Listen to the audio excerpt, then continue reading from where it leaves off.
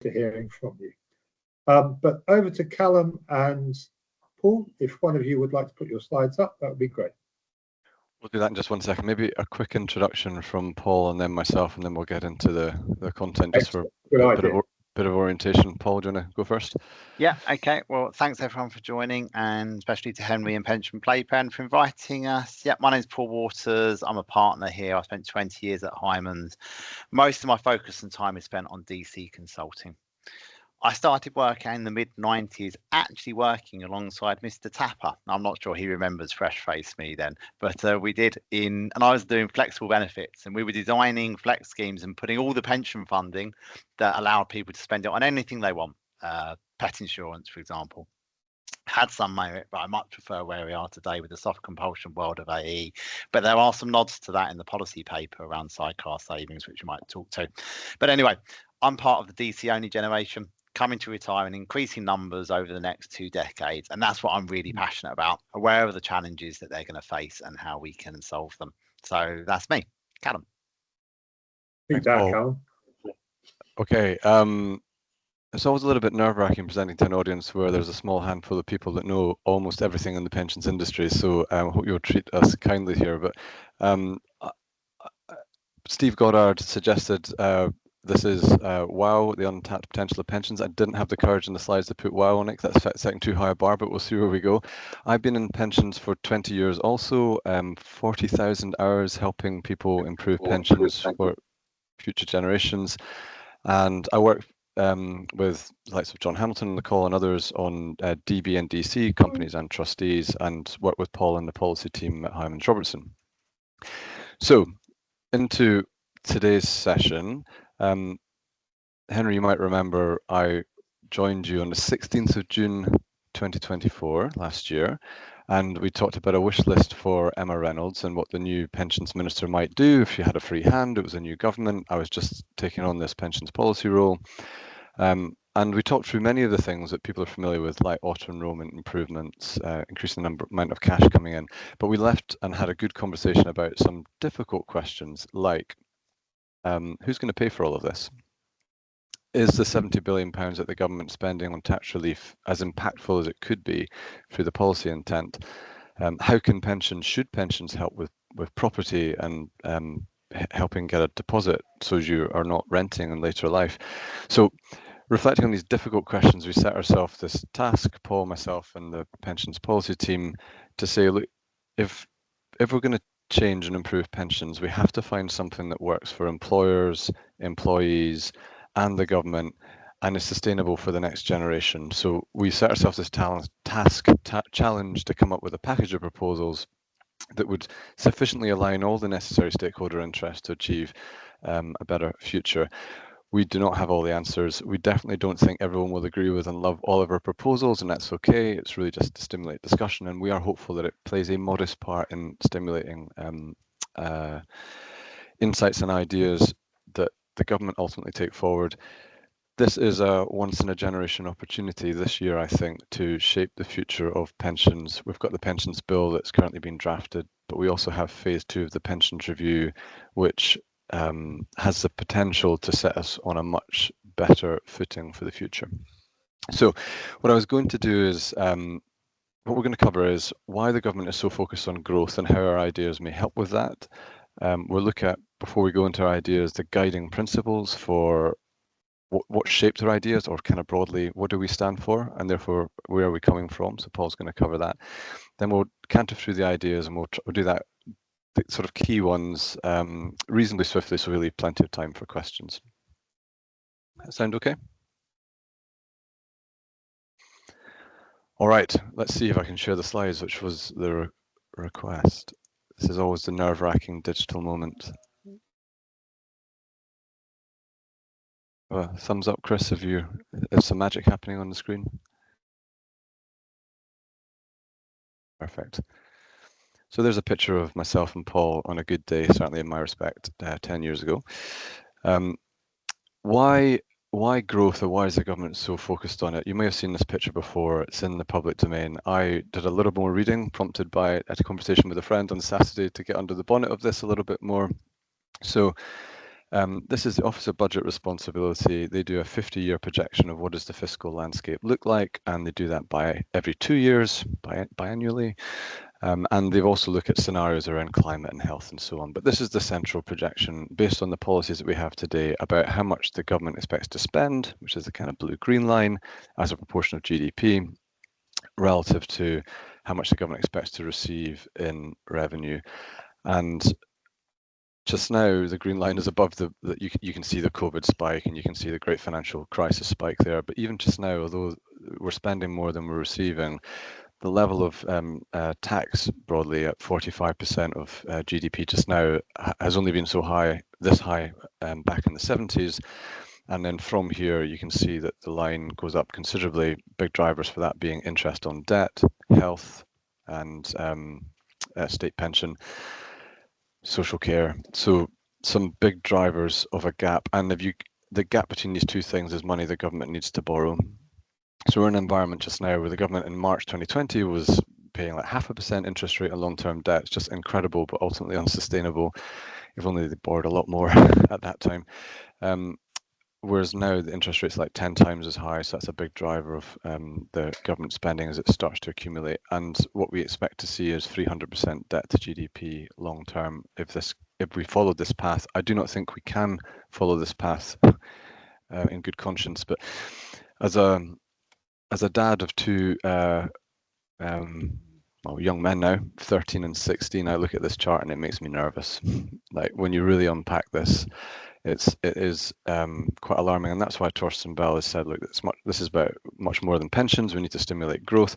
The OBR's paper looks at some scenarios, but the one thing that would fundamentally shift this picture is productivity, which is not a perfect match for economic growth, but broadly, if we can get our productivity levels back to what they were pre-COVID, then we could keep our national net debt at perhaps 100% GDP.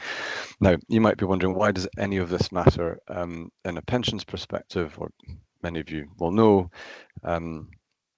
there's 2 trillion plus of capital in pensions. A lot of that is not really connected with the economy anymore. It's not invested productively.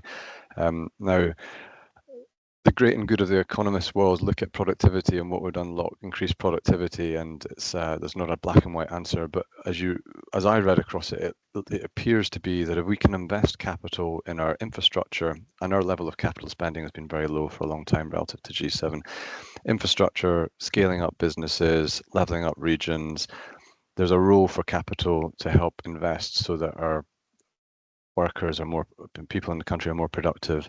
And there is a lot of capital in pensions. So the government's thinking, how can we reconnect these two? And that's before you even get into how much would it cost to manage our way to net zero, which the Climate Change Committee's 7th carbon report reports at 37 billion a year, 3% GDP growth. The Capital Markets Industry report task force put that at 100 billion investment needed every year.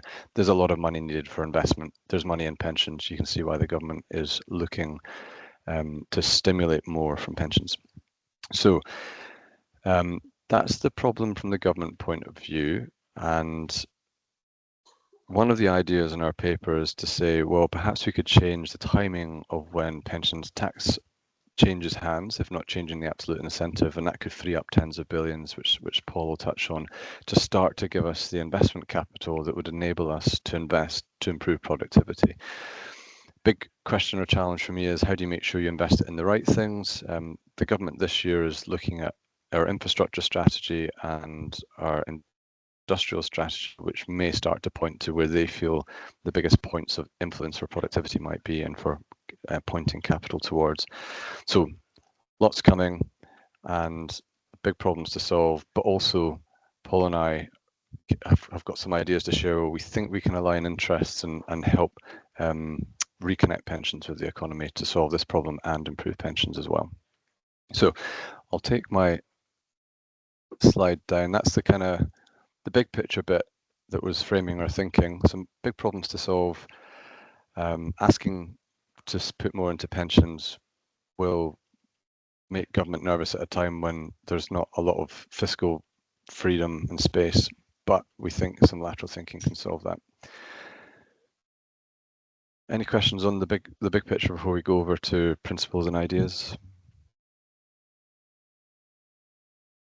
There's some interesting stuff in the FT this morning from Parker and Dunkley, suggesting that the government may well get hard on pension schemes to meet their 10% target for investing in UK private market equities by 2030. What's your view on the government getting tough on and getting real, if you like, on where we invest? Do you think that's going to happen? I think the government is going to have to make some very, very difficult decisions to right our fiscal course, including tax on older generations and all sorts. So I think encouraging pension funds to invest in that way is coming, and they'll go as far as they need to make sure it happens, is my instinct. But Paul, this is your world, DC, Mansion House too.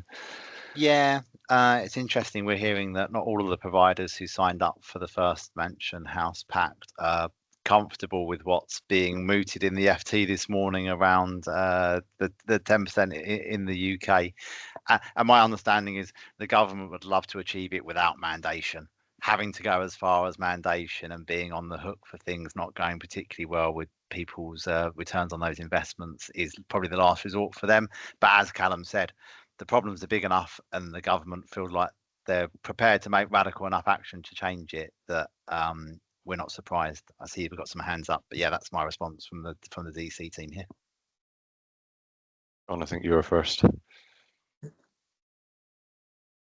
Yeah, I mean, one, I can offer a thought. My sense is the government, whether it's mandation openly or hand up the back of whoever, and whoever from the government, it's easier to speak to 4 or 5 big insurers to try and get some investment sweeties out of this, but insurers have got limitations of what they can do, and that's going to be what the philosophical debate is. Do we drive forward this growth agenda through a handful of large insurers, or do we do it through 100, 200, 300, 400 well-funded pension schemes?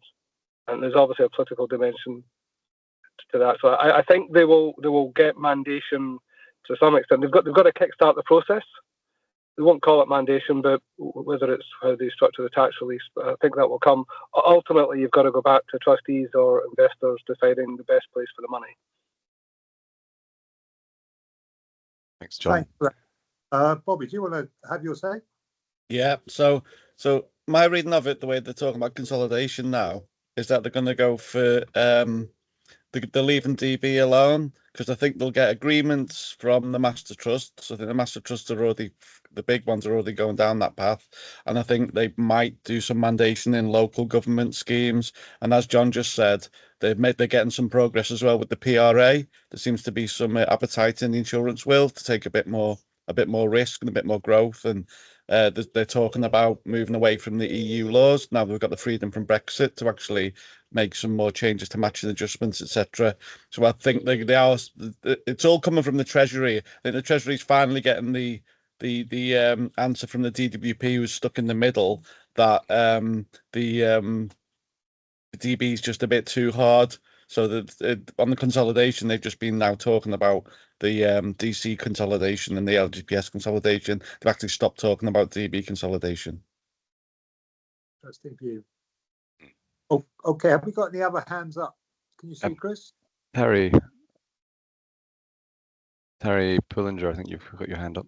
Yeah. Morning, everybody. I heard a stat the other day that in respect of UK businesses, it used to be that 60% pension schemes invested 60% in British companies, owned British companies. All of our companies now are owned by people who are outside of the UK, and there's only about a sixth now of pension schemes that are invested in British companies. Now, I think all of this as a result is obviously de-risking and everything that's ruined decent pensions for people in retirement. But I just wondered, in this encouraging investment, and please God, it goes in that direction, would you see that only in new investment, or would you see, because don't forget these companies, a lot of these are our own utilities, that have certainly seemed to have made a lot of money since they were privatised, whether it's water or electric, whatever. Would you see some of that investment getting shares back in British companies or just in new projects? I think it'll be under the broadest definition possible. I think the providers will rightly have a very strong focus on the combination of meeting those targets but protecting the best returns for members, and therefore no assets will be off the table, sort of thing, or no strategy off the table, provided that they can describe it as meeting the government's ambitions there. And I don't see why what you're describing there is inconsistent with the government's ambitions. Sort of, by doing so, that they should unlock enough sort of investment capital to fund these new startups, which they're saying are getting starved and are going overseas, and to do some of the more mainstream stuff. One of the things that we hear a lot when we look at the LTAFs and everything else is that despite, I saw Emma Reynolds talk before to Austin Bell, and she's kind of said, you know, we're making these supply side reforms, therefore the investment opportunities are all there, it's fine. That stuff takes time. So access to enough opportunities which meet the needs of investors and support the sort of governments and the UK growth agenda is a challenge. Okay. Well, I can't see any more hands up for the moment. So shall we get back to you and your next section, Callum? Yep, sure. So over to Paul just for the principles and touch on some of our ideas, and hopefully that will stimulate more discussion. Exactly, yeah, and I can see we've got a good group of people who are going to give us some good challenge or affirmation. So I'm going to keep the introductions brief and try and make sure there's most time for questions. On the principles, Callum's posted a copy of the paper in the chat. So at the back of that, there are 10 principles that guided this. In the interest of time, I'm just going to quickly distill them down into 4. The first one was that everything that's in here needs to be affordable. We recognise the current constraints on savers, on employers and the UK economy. Everything's been detailed, costed thoroughly, and has been designed to be able to be implemented in a way which doesn't affect take-home pay, which doesn't have an immediate impact on employers, which accelerates revenue for the government rather than the government having to find more money to fund some of these things. So affordability was a massive thread when looking at these policy design ideas. The second one was it needed to be material. We've got substantial challenges, and these need solutions that really move the dial. And as part of that, not all of these are going to be popular. And we found that when releasing the paper, we never expected everyone to agree. But absolutely, there are big changes which not everyone will necessarily agree with or support, but they were designed to be, because there was no point playing around at the edges. Thirdly, and this is probably the one you could challenge the most when you look at what's in the paper, they're designed to be actionable.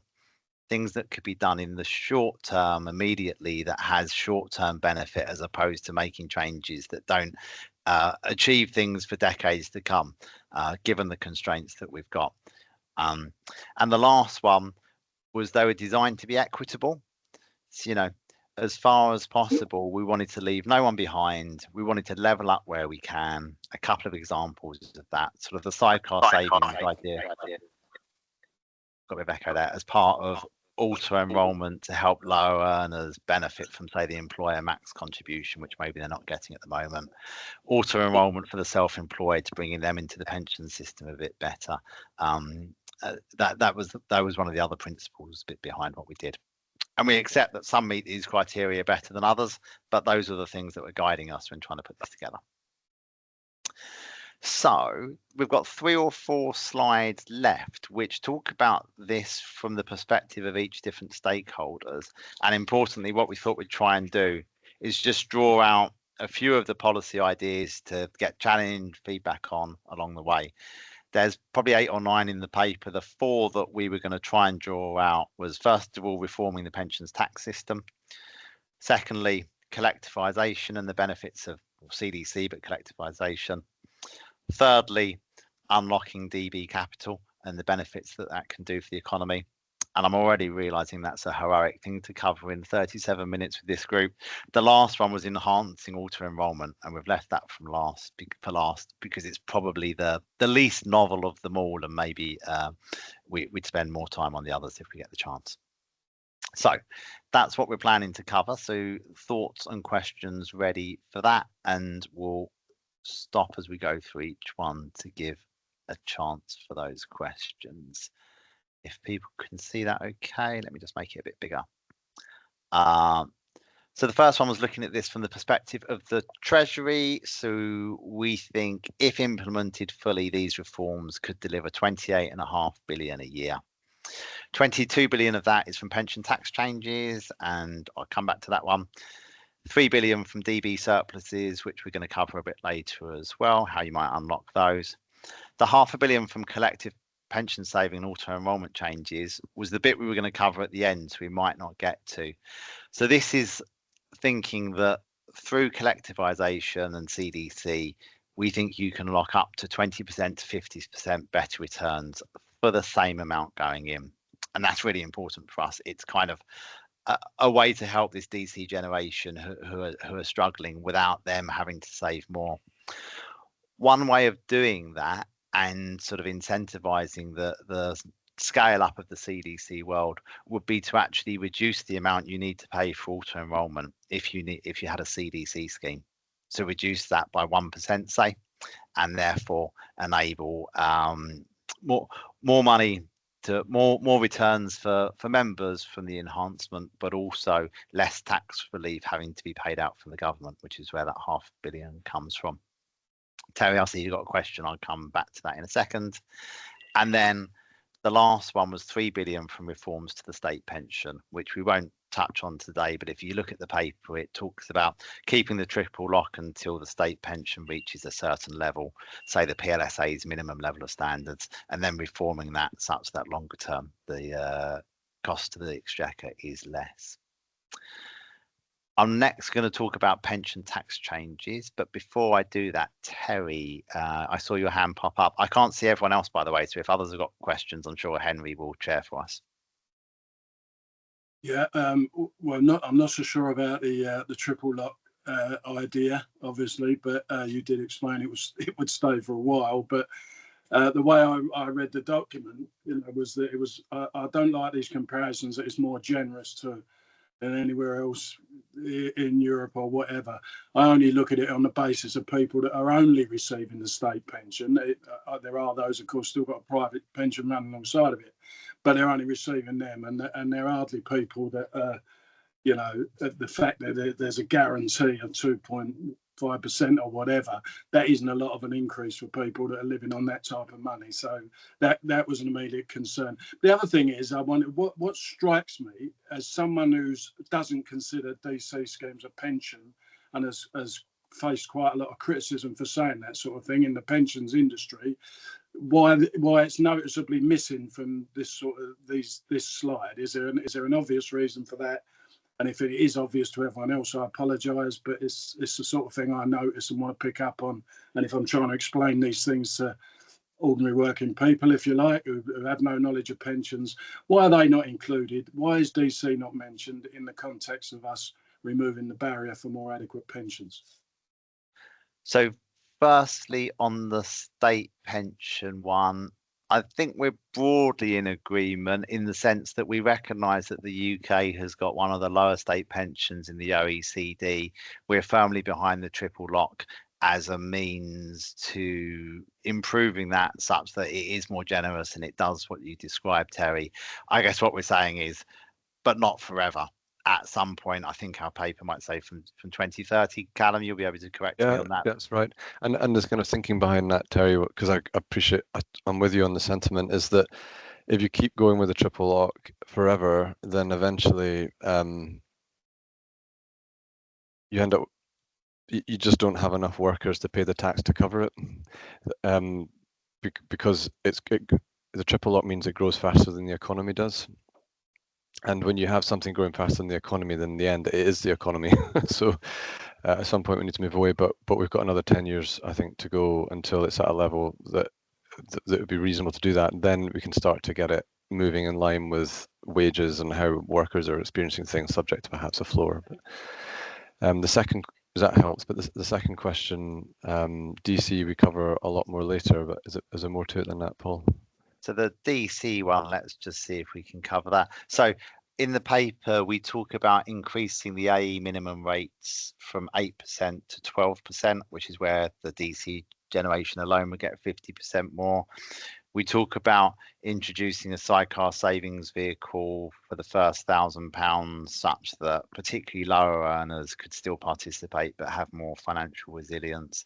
We also talk about deposit-free mortgages, so that the pension is used for collateral for those, again, to help people who have got other priorities they just need to save for, but also by trying to get money in the pension scheme. So that's how we're approaching DC, and the other one is by encouraging the introduction of CDC, which you know, I'm a massive fan of DC, but also there are opportunities with the collectivization, which Terry, you'll be even more familiar with than me. Go on, I think your hand's up for a response. Yeah, it just seems to me in context trying to improve here and using pension schemes as I think they can be used to improve life in general, you know, not only giving people a wage in retirement, but also in terms of investment in our country and our infrastructure and business and everything else. That's all positive. DC don't do any of that, does it? Because DC, we've got people suck it, in my opinion, my language, maybe a bit strong, but I don't think it is. Insurance companies and that sucking money out of DC. So I'm disappointed to hear you say you're a massive supporter of it, because I don't think there's lots of money there that in a different way of shaping out that money in those schemes could actually be helping anyone, benefiting everybody, including obviously the pensioners themselves, and not just going straight in the pockets of these insurance companies that are making a load of money out of it, and that money's just gone. Now, so Terry, yeah. Sorry. Well, no, if this helps, I hear you, and the ideas we have around collective savings, if they were to come to pass, would lead to collective savings being the predominant savings vehicle in the UK. And there are various different varieties of collective savings, but the point is, if you have a pool of savers, you can share longevity risk, but you also invest across generations, and that's kind of what the planet needs. It's what the country needs. And I personally, I'm a big fan of collective savings, and we're trying to find a way to make it happen in a big way. And in the paper, there are two ideas there. One is potentially, there's loads of other ways of doing it, but here's two. The Pension Protection Fund could offer a lifetime savings CDC option, which means that, for example, I get a job and I can contribute to the DC, or I can go and contribute to the CDC. But the second idea, and is because if you believe it, it delivers 20 to 50% more, you'd end up going into the CDC, right? But the other bit is if you let employers save a bit of money, so can you pay less into CDC but deliver more outcomes? You should expect to, because CDC delivers more. That would create the commercial imperative for people to give business cases to boards of directors to say we should move to collective. And even if you only do that for a period of time, I think that could be absolutely transformational. You've got to find this alignment between companies and workers and future generations, and that's what we have in our mind here. To your question of could you invest in all new projects, I think some of the biggest problems that we have personally as a nation is our need to reinvest in our energy infrastructure or water infrastructure, and some of the companies that are best able to do that are established companies. We just have been living off the investments of prior generations for a little bit too long, so we're not as productive. So does that help, Terry? Just to give you a sense of what we're about. Yes, thank you. Sorry to get stuck in a bit there, but no, it's good. It's good. Yeah. It's I like your paper. I like what it's trying to do, but I really think within the industry, is my own opinion, we need to go a bit stronger sometimes. But no, thank you very much. It's a good challenge, and if we can get collectives taking off and going, because it's definitely not certain, then at least get more money into DC, because we want people to not be poor in retirement. In short. And just one difference of opinion between us, which I'm happy to just accept. I don't think workplace pension savers are badly served by insurers in the accumulation phase. I think those providers are delivering value for money, and those products are fairly priced and everything else. Once these people get to retirement, I think they're having a much tougher deal, and that's something that needs to be fixed. Thanks for the balance, Paul. Andrew Young. Very welcome, Andrew. I was thinking of saving more to saving more. CAE is a huge problem for low to middle income people.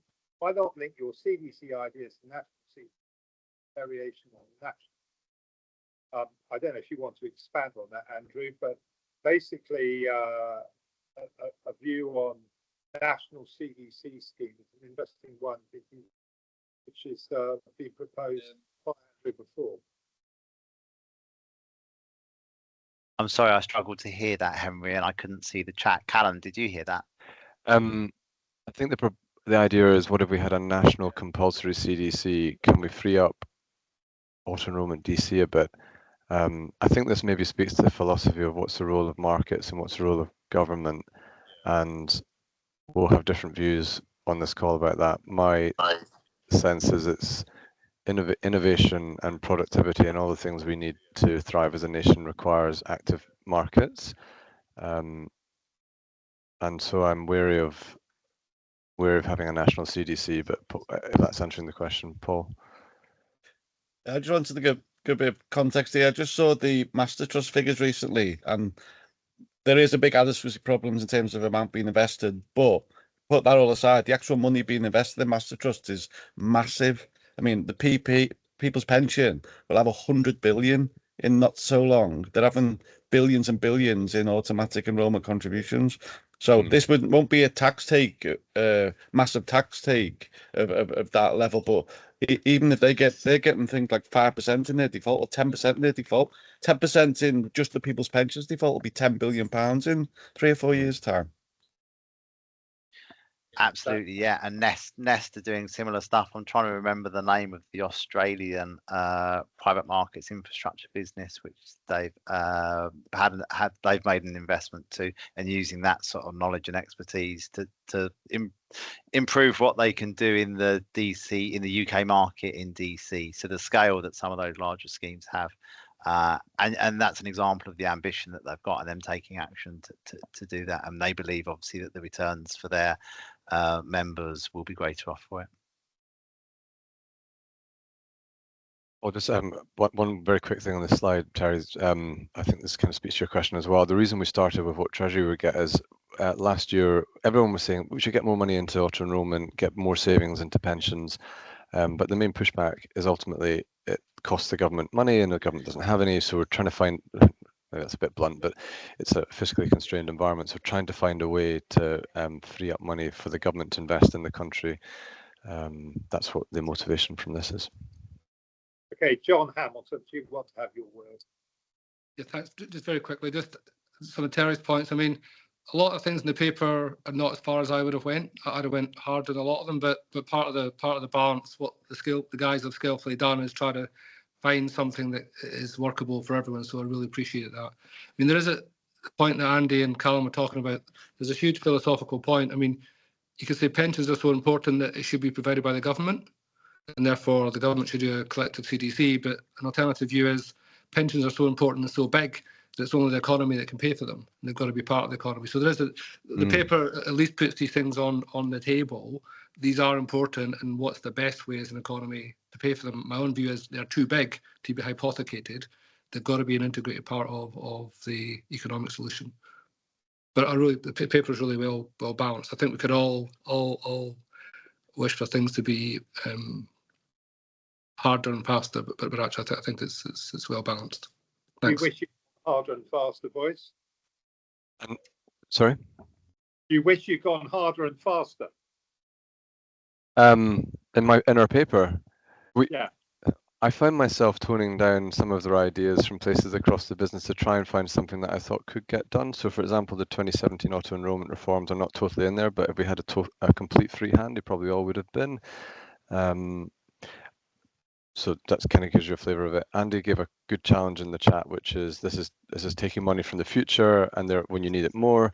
That was in our mind when we designed this. So actually what we're saying is this money that is freed up must be invested in a way that it creates value, jobs, growth, and sustains its value for the next generation. Otherwise, this tax idea is effectively spending the future generation's money now. So that was absolutely in our mind, Andy, just to give you a bit of reassurance there. It speaks to the where do you invest the money piece. And to John's piece, although this is actually saying the government gets more money to invest, that feels like a form of, you could argue, nationalisation, right? But we would envisage it being money that goes into the National Wealth Fund, where private capital is crowded in, and the private capital providers being the folks that identify where the investment opportunities are, because that's their skill set, but that the government money effectively incentivizes, offers risk cushioning that means that more investments in infrastructure, productive finance happens. Just to round out the thinking, Paul. Okay, so I'm going to quickly cover 2 policy ideas on this slide. Then there's another slide on how we use the money. Then there'll be one more to cover. So we'll at least giving people a chance, hopefully, to raise questions on those. The 2 on this slide. So for those who haven't read the paper, the 22 billion from tax changes, what we're talking about there is abolishing upfront tax relief on pensions and making pensions tax-free in retirement. There's a worked example in there. There's many different ways of achieving this. There's a worked example in there of how you might do that, which doesn't change the take-home pay for savers today. The government pays a bonus top-up instead of the tax relief, lower than the value of the tax relief, which is where the 22 billion for the government comes from. And essentially, workers will get the same pension in retirement after on a tax-free basis. So they're the same today, they're the same in retirement. The difference is the way the tax relief works, and it accelerates that relief to the government. So that was the first one. John, I'm just going to say the second one, then we'll come back to questions on both to allow people time to cover both and to think about it. On collectivisation and CDC, we're a big fan of this. We've been looking at risk sharing for a long time as part of CDC and not as part of CDC. Clearly that's happening. The government's behind that anyway. So why have we got policy ideas on that in here? Well, for it to really make a difference, and sort of John's challenge, or Henry's challenge, have we gone hard enough, fast enough? CDC could take off over the next 20 years. That's quite slow. What could we do to accelerate that and really scale up the CDC change? So the 2 ideas in there is, as I mentioned at the beginning, to incentivize employers by making the minimum saving rates for CDC lower than that for DC, on the basis that if you look at it from an outcomes perspective, people will be getting more from it. So employers win, savers wins, but it catalyzes the CDC market. And the other idea is to make the PPF a lifetime CDC plan.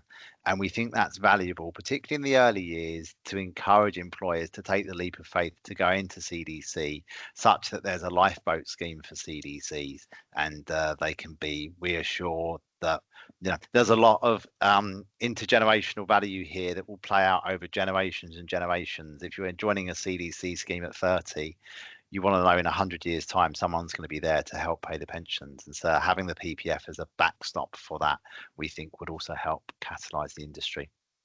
So I'll pause there for questions. John, I think I saw your hand go up with one on both of those. Yeah, John, do you want to take yourself off?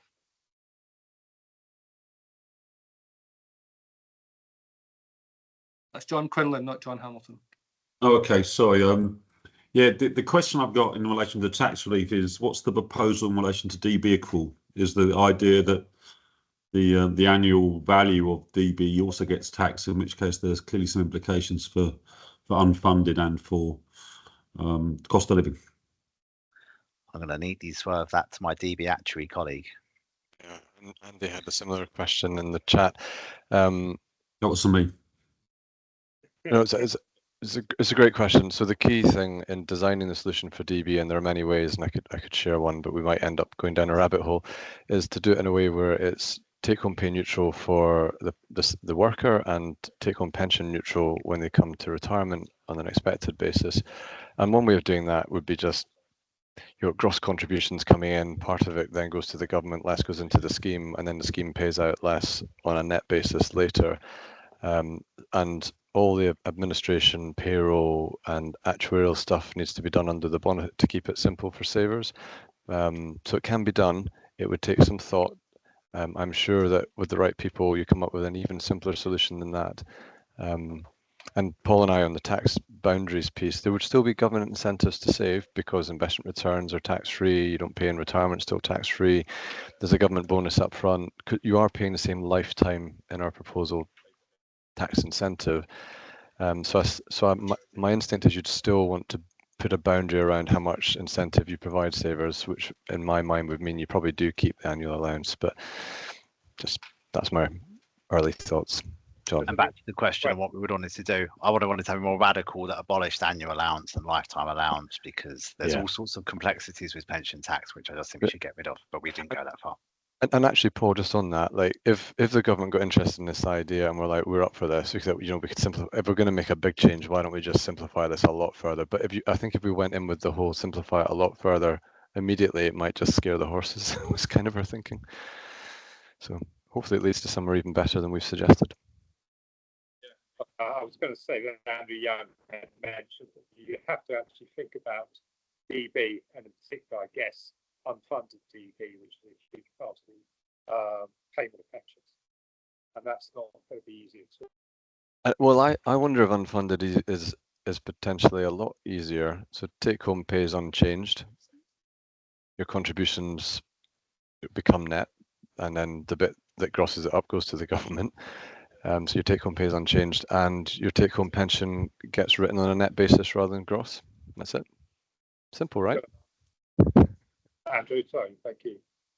I'm conscious there's another question floating out there. Well, there's two. There's one from Peter and one from Con. Which way should we do it? And there's one from Tom.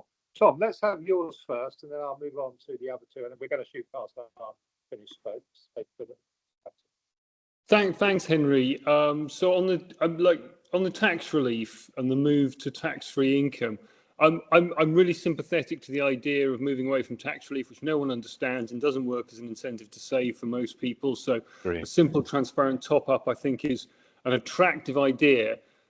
Two questions around that. One is the Treasury is not going to want to give up the tax income that it's expecting on all the pension benefits accrued to date. They're not going to suddenly write that off as tax-free, because that would be a massive loss to the exchequer. So have you thought about how you'd manage the complexity of having a pre-A day, post-A day world where you got half the pension world is taxable on retirement and half the pension world increasingly becomes untaxable on retirement, and the complexities, the administration of that, and the issues around transfers and record keeping and all the nastiness that would go with all of that? So that's one question. And then the other question is, the government's forever buggering around with pensions. We've seen it with lifetime allowance and annual allowance and so on. So how are we going to persuade people they can trust not this fine current upstanding government who will undoubtedly honour their promises, but future governments who have to honour the promise not to tax that pension income when they start running out of money 20 years from now? You're making them a promise for the future rather than giving them an incentive today. So what are your thoughts around those two questions, please? Good questions, Tom. I'll start with the second one, which is, I think a lot of people think they know what they're going to pay tax on their pensions just now. But I look at that chart earlier and think, wow, there's a wide range of outcomes around the level of tax you're paying on your pensions. All you know is you're going to pay tax. So that gives a lot of freedom for the government to shift the tax on current pensions, right? But if you go to zero, that gives you a lot less freedom. So actually, I would trust zero rather than tax, but we'll let you know what it is later. First point. The prior observation is a good one. The implementation of this will be challenging. We could take an eye to what happened in, we developed this from first principles, Tom, rather than what are other people doing? I like that, we'll do that. However, after writing it, I became aware that Australia and New Zealand have done something similar, so it can be done. The implementation would be a challenge. So the big question for the industry is it worth it? Because to implement this, we'll need to get the right people around the table to develop an elegant, simple solution to implement this that deals with all the challenges you mentioned. And I do not underestimate that the level of implementation innovation required to do it well is not immaterial. But got plenty of ideas on how, we just can't unpack them all just now. Is that okay? Please refer to the chat, guys, because there's some good stuff in there from Peter, Cameron Brown, Tom Keating, and others. But I'd like to back to the last few ideas in their talk. I might try and address some of those questions, Paul, if you're able to try and find a way to round out the rest of the slides as you see fit, to the extent we haven't told the story yet. So yeah, let me just then, I'm just going to show you, can you see that slide again? Yep. Fine. Okay, so I'm going to spend 2 minutes just going through the rest of the slide contents. You know what was in there, then take them down and we'll just take questions. So bear with me. Okay, so yeah, employers would, so sorry, yeah, okay. So we believe that these changes can help with the investment case which is needed for the UK economy, which Callum was describing at the start of the session, and the challenges that our future generations, our sons, our grandchildren, our daughters, granddaughters, etc., have in future. So that was part of it.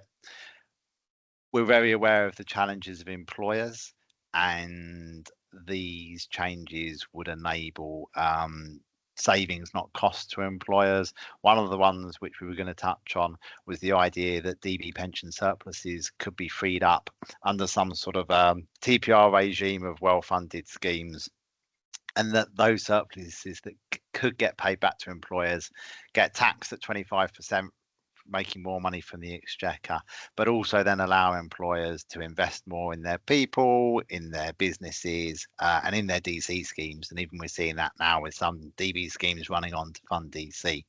So that was the third idea that we were going to cover.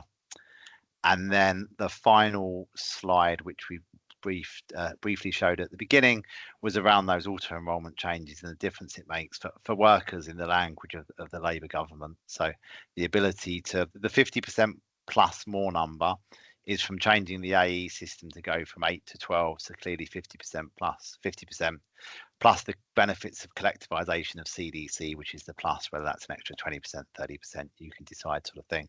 And there's some other ideas in the policy paper which I've touched on the way through to try and make the saving into, to try and remove the barriers for saving into pension, because people have other financial priorities that they need to meet.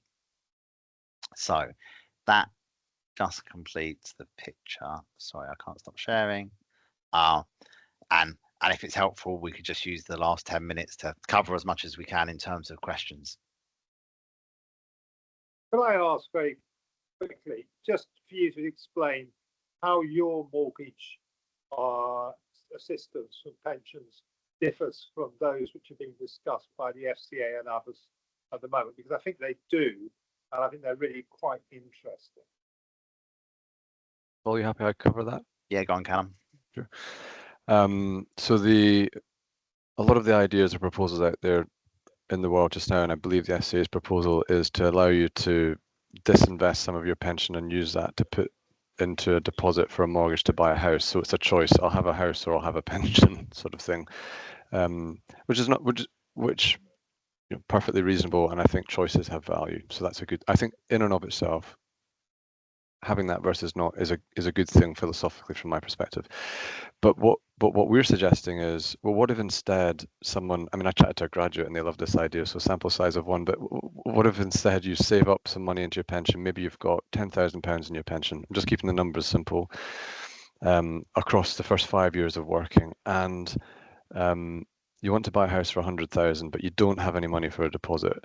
So you would go to so this idea would enable you to go to a bank and say, I'd like to buy this house for 100,000. My collateral is the house plus 10,000. So they would say, well, okay, it's kind of 90% loan to value in the sense of the interest rate I'll charge you. So I'll lend you the 100, which I wouldn't do just now because I'm not going to lend you 100% loan to value. But against, if I can get your pension as collateral, then it's more like 90. I'll give you an interest rate that's more in line with 90, and more simply, you can get a house without a deposit. There is some risk there if you don't keep up your mortgage payments, and the way that I would envisage it working is if you default on your mortgage payments and you get into that repossession type situation, then only in the event that your house has negative equity, and only up to the amount of capital that you pledged at the start, the mortgage company would have a call on your pension. So there's some risk there. But what I think it gives is the ability for people that can't afford both pension and property, maybe don't have day-to-day financial resilience, to still break free of the poverty trap, which is being a renter in retirement. So it's trying to do better for those that struggle to do both early on in their careers. Does that help, Henry? We've got questions coming in from William McGrath. Is your hand still up, William, or have you pushed off? Yeah, I've been swatting up on my Torsten Bell book, and good, I have isn't to say his tone is so similar to what Callum's saying. So I think there's a real opportunity there. I think the thing where we may be being a bit soft at the moment, and maybe follow through on some of your proposals, is on the actuaries themselves. I think there's an awful lot of money available in the schemes with a bit of nous that could be brought to bear to do the things you're talking about now. And I think the whole world of fiduciary duty needs a real thump, because actually it's being used to stop a lot of the good things that you're suggesting, or it's just happening. So I think, yeah, time for the actuaries to come to the party and really. And if the pensions minister and the team really got stuck into them, I think there'd be a lot of ground given very, very rapidly. And that is the stick approach, and there'll be some merit in that. The carrot approach, I think, is that, and both are good. I find actually with my children bringing up kids, having carrot and stick most effective. The carrot approach is to say, have a look at the economics beyond solvency and make a conscious choice about what you're giving up, because that is not that's not done universally throughout the industry. And I think people are making a choice without seeing the world beyond.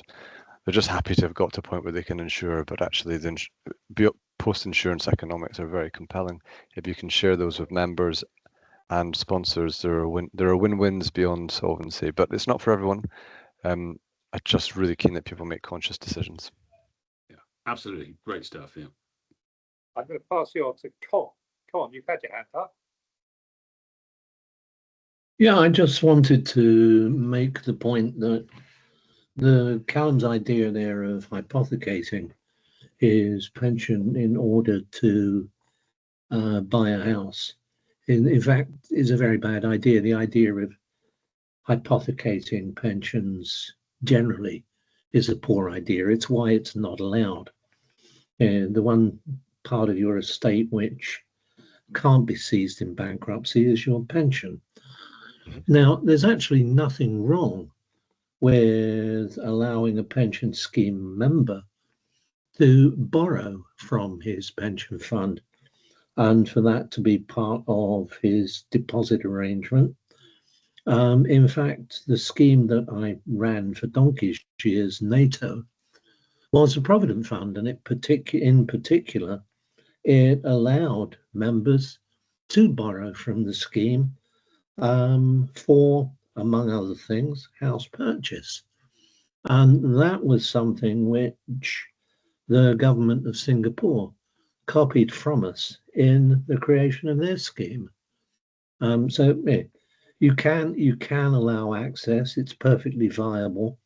The default rates are unbelievably low. It's perfectly viable to do it that way, and that is emphatically not hypothecating the pension fund. And I like that idea. I think it achieves the same outcome. Yep. I can see that requiring less change from the FCA. I think it's good. Yeah. I don't feel as Is there a strongly about our idea being bad, but Paul. Is there a downside to it in that under our idea, Callum, your DC pot remains invested, whereas under Con's version, it's taken out of the market?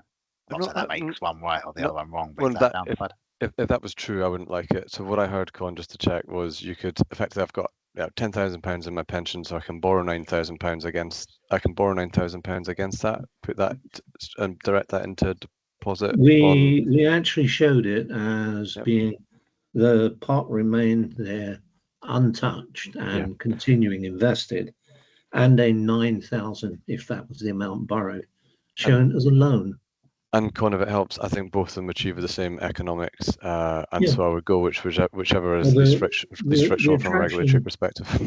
The attraction to the 9,000 loan is you can offer very, very competitive interest rates relative to mortgage rates. Yeah. Depends on how your 10,000 is invested, but I buy it. I think it's a good idea, and that's another way of achieving the same goal. I actually think it might be less frictional. That's a separate question. The cost of the borrowing versus the investment returns on the fund. What I'm actually thinking about is the cost of borrowing from a bank and the terms you will get your mortgage on if you have 10,000 of collateral coming in from here. So if a bank was better set up to lend you at a better rate than the mortgage company would give you with a look through to a capital in your pension, then I think your way is better. Yep. Yeah, you can actually find yourself winning on it. We should catch up. The guys who used to do a lot on this with Development Bankers Singapore. Thank you. We could have a long discussion on this, but I want to get questions in from Porrick, who's still on the outside. We've only got a couple of minutes left, so Porrick. Yeah, okay. I'm sorry. I just harping on about some of these issues that I particularly hold to my heart. But it was William's comments there about the government holding actuaries' feet to the fire, which rather inflamed me, actually. The danger of moving quickly in line with what the government wants is that we create a huge cock up because we don't have anybody standing behind these changes. I think it's extremely dangerous that policy should be redefining common sense, even if policy moves slowly. And one thing in particular that I get sick of is this use of productive finance, which is just it's equine manure term as far as I'm concerned. Productive is about creating a significant outcome. And for many people, certainly in the mass market, a significant outcome for retirement savings is to have a meaningful income in retirement, and they want security. That's why people are buying annuities, even if they're not good value compared to, as far as many people consider them.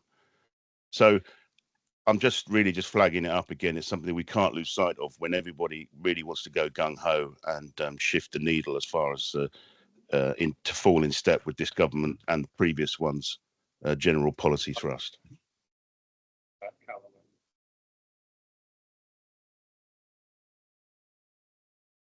Can you answer? Yeah. So the counter to that is the first slide. The current system is not working. There won't be enough money to pay the pensions, whether they're through the annuity or through the DB. There's not enough money in the system, and that's the first thing they'll cut. So I guess the paper's looking at a total re-engineer from, we need to put our hands up and say, you know, the current system's not working. How do we fix it? The current economy is not working. So that I think is the sort of the challenge. And it's convenient to say it's all fine. And you know, as I said, I don't think the paper, I think it could be more radical, but I think it's a good balance. So, but the current system is definitely not working, is where we need to start from. You can get into the governance of how you do reform, whether you have a working group or independent commission or so on. But I think that's important too. Your ambition for change should be matched by your governance. So. Well, that's the point. I mean, I'm concerned that the governance goes out the window when we start accelerating towards what seem to be sensible long-term decisions, when really we know that the government wants to move the needle in the short term in order to hit their statistical targets. It is a real tension. So I think, for example, in our idea of getting towards a sovereign wealth fund of $1 trillion by the changing of tax timing, invest for the future and so on, it would need to have a public-private partnership and degree of governance. The temptation to spend any money that's freed up now just on living beyond our means must be super high for government when they've got a 4-year time horizon to be elected. So So I think it's a very important point. I don't have all the answers to that, but it's definitely in my mind. Okay. Yep. Have we got any more things to come from you, Paul and Callum, which we haven't touched on? Thank you very much to everyone who's come today. It's really been a special session. Has anybody got something they'd like to say before I pack things up? Can you hear what I'm saying? Yep. Yes, definitely. Perfect. Big thank you from me, Henry, for inviting us along. You've helped make some introductions behind the scenes too, so super appreciate it. Thank you. Yeah, you're getting some great sessions in the comments from some people who we appreciate. Hi, Bobby, do you want to say your thing before we close up? Yeah, just one thing is just a bit of something I've become aware of the last few weeks is that this has all been drove by the Treasury, and speaking to various government people, they hold all the keys, and they're very, very, very influential. If they want to get something, they'll get it done. And the just evidence of that is when they spoke to all the regulators recently to say, take all the you're going to reduce the reporting and disclosures. So for pensions, for example, a regulator came out saying we're going to reduce reporting and disclosures. But I asked the DWP recently, they're not even aware of this, and DWP set the rules. So don't underestimate the power of the Treasury at the moment. It's got all the regulators running around like rabbits, with the people who set the rules in the middle not aware of what's going on. So we could see some quite momentous things happen. But Bobby, I don't think this has been driven by Treasury. This has been driven by, over the last 2 years, by industry and people on Henry's blog and others on the call. So Treasury is at last now aware of the issues and is responding to them. And so now you're right, the most important factor in all this will be politics and how we manage the politics. That is the most important factor, but what they're responding to the facts on the ground, i.e. we have no productivity, no growth, no prospect of paying those pensions unless we change. And it's been driven by people on this call. The DWP head of policy said last week that this is being driven by Treasury, so to get money. So, but that's in front of the day. I can tell you, this is not a discussion that's started in the last 2 weeks. This has been going on for like 36 months. Yeah, it takes time. So I was just going to add, thank you to everyone that's kind of influenced and fed in over the last year. John, you're one of them. There are many on this call. Andy, we've exchanged notes. Phase 1 of the review was led by Treasury, and it's all about how do we make what we've got go further broadly, how do we fix holes in the boat, but we don't have a big enough boat for everyone. Self-employed and others are just not even included in pensions. So phase 2 is about adequacy. It's been driven by DWP, and it really does feel like a once-in-a-generation opportunity to shift things. I'm definitely glass half full of the carrot camp. So please keep in touch and keep sharing ideas, and we'll keep do what we can in our spheres of influence to shift things. Well, I'd like to say thank you very much to Callum and to Paul for what's been an excellent hour and 5 minutes as it is now. We can't go on forever, I'm afraid. We have to stop things up. Thank you to all the people who've made comments. Thanks to all those who've left stuff in the columns. And let's try and follow up on this, do some clearly important things over the next 12 months. Thank you very much indeed. Thanks, everyone. Thank you, everyone. Have a great day. Best. Cheers. Bye-bye. Thanks. Bye.